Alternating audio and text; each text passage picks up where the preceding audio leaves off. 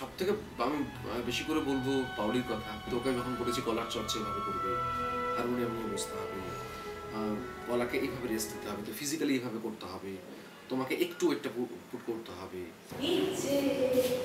ইচ্ছে সেই তো ভাঙছে, সেই তো গড়ছে, সেই তো এই ছবিটা বিশেষ করে আমার কাছে এত বড় একটা পাওনা। It's a life time experience.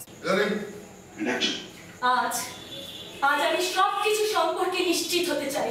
যদি সেটা না হয় আমি আরে দারুণ একটা খবর আছে তোমাদের জন্য। নাটকের যে পোর্শনসগুলো ছিল, আমাদের যে নাটকগুলো ছিল, আন্তিগুণে ছিল, নটি বিনোদিনী ছিল, তারপর প্রপোজাল মানে প্রস্তাব ছিল, 3 পয়সার পালা আর ভালো মানুষ।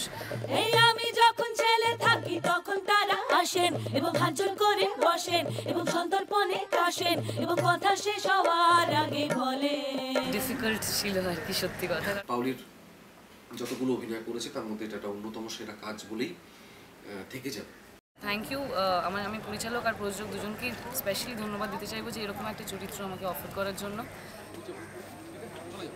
খুব ভালো লাগছে, আউটডোরে আসলে এমনিতেই ভালো লাগে।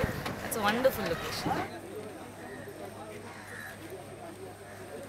চলো বাকিরা যাদের প্রয়োজন নেই টেক ক্লিয়ার করো, যাদের প্রয়োজন নেই ওপরে চলে এসো নিচে, আর বাকিরা নিচে চলে যাও। লোকেশনটা তো অসাধারণ, ভীষণ ভালো, কিন্তু এমনিতেও বলি নাটকের মতো ছবিতে শুটিং করতে মানে প্রত্যেকটা দিন শুটিং করতেই খুব ভালো লেগেছে। মানে এত ভালো সবাই, স্টারিং মানে আমাদের ডিরেক্টর যিনি, দেবেশদা, প্রডিউসার্স প্লাস দ্য টেকনিশিয়ানস, আমার কো অ্যাক্টার্স যারা, সবার সঙ্গে মানে আমরা একটা ফ্যামিলির মতো হয়ে গেছিলাম প্রায়।